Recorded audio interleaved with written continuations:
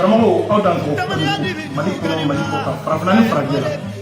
janjoba min n'a bɛ kɛ san o san n'o ye Diablo ka festival Dundugɔni a ta ko 11 na san 11 ko kelen na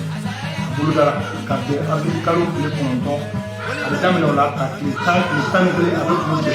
san 2026 Badabugu palais la an wulila ka se an ka belebele dɔ ma n'o ye an ka président d'honneur dɔ ye n'o ye Farakɔ Jinɛtigi Musa Bakumade